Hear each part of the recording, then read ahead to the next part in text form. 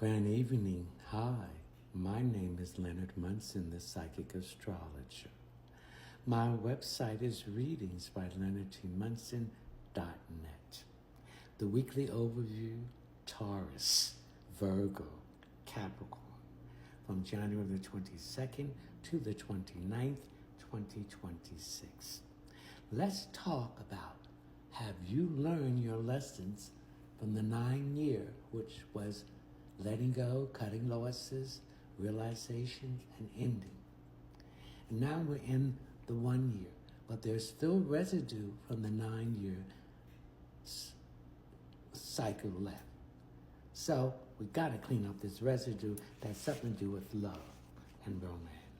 Taurus, your solar sun is in the 10th house, and the 10th house is Capricorn. It's a house of prestige, employment, success, moving up the ladder, government, corporation, father time, karma, and lessons learned. And the ruling planet of the 10th house is Saturn.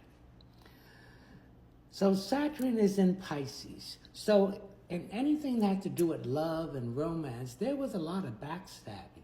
There was a lot of cheating. There was a lot of people around you that was pretending to be in your corner and your friend, and they were sabotaging your love life and romance at the same time. This could have something to do with something that a romance occurred on the job, or you was involved with an extramarital relationship on the job. Now, the sun is in Aquarius. Aquarius represents hopes, wishes, friendships, groups, organization, humanitarian efforts, freedom, independence, chaos, upheaval, revolution. So there was some kind of revolution and major change that caused upheaval in your love or romance life. And the moon is in Pisces. You're not using your emotions anymore because your emotions got you in some trouble here. You're going to use your intellect because you become unfocused and making bad decisions. Mercury's in Aquarius, so the communication with these people is happening very quickly and fast because Aquarius is using their intellect, intelligence, and not their emotion. So Venus is in Aquarius too, so there's issues here that's connected with love, finances, work, possessions, and beauty and luxury. We have 5 planets in Aquarius. When you have more than one planet in a sign, it represents, it's called a stellium. So it's a lot of power here. So this residue in your love and romance is going to be swept away very quickly. And Mars is in Aquarius. So you got the energy to drive the vigor and the force. And you have the sensuality. I'm also picking up that some of you might be in a relationship, it was just for sex, or they were just using you for what you can give to them, and you recognize it. Okay? Uranus and Taurus retrograding. When a planet's retrograding, it's moving backwards, reviewing when it was going direct, making the correction. So there's correction connected to relationships and romance, particularly on the job or in your career. There's no more illusion and fantasy. No more head in the cloud,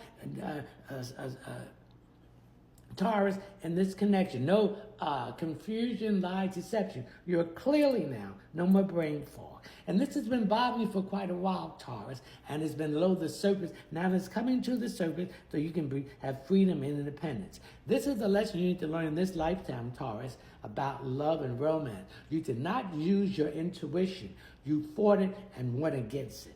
Living in Sagittarius, you want to be free and adventurous. You want to come out of this box that society and constraints has put on you in love and romance.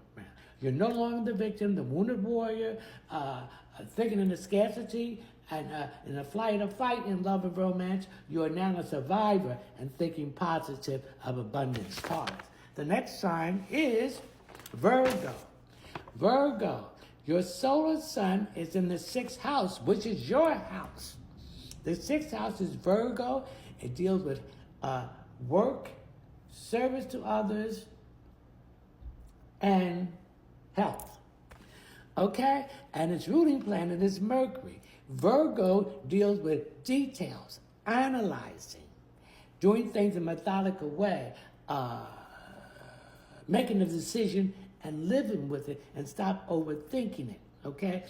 Virgo also represents doing things, organizing, and things to do with figures, okay? So, the sixth house ruling planet is Mercury, and Mercury's in Aquarius. So there's what the communication problem is with you, Virgo, and your love, romance relationship. You were overthinking, you were second guessing, and this caused a lot of static here. Now, the sun is in Aquarius. Aquarius represents hopes, wishes, friendships, groups, organization, humanitarian effort. It also represents independence, freedom, chaos, upheaval, and revolution. So some of you was in a relationship that was causing a lot of chaos, and it started affecting your health. And this caused it to go into your lower intestine at this time. The moon in Pisces, that's your opposition. You can no longer use your emotions to run away from things that's right in front of you. And this affected Venus in Aquarius, it affected love, finances, work, possession, beauty, and luxury. So whatever this was in the romance and love situation, it was affecting these areas. Then you had Mars in Aquarius, the energy level. Your energy level is there. So you're making that residue that was left over from the 9-year, you're cleaning it up. So whatever's not going right in these areas, you're going to cut it out.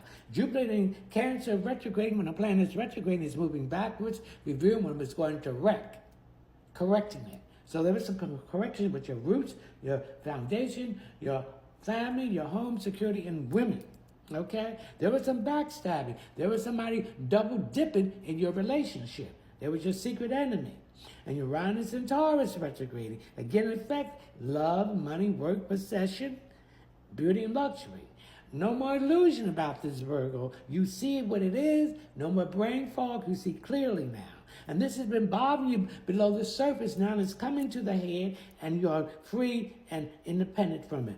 This is the North Node in Pisces. These are the lessons you need to learn about love and romance in this lifetime. Living in Sagittarius, you want to get out of this box, these constraints that society has placed on you for your freedom and independence to move freely and be adventurous. You're not the victim anymore. You are not the wounded warrior. You're not thinking in the flight of fright and scarcity about romance. You are now the survivor and abundance. Okay, Virgo? The next sign is Capricorn. Capricorn, your solar sun is in the second house. The second house is Taurus. It deals with love, finances, work, possession, beauty, and luxury. And its ruling planet is Venus.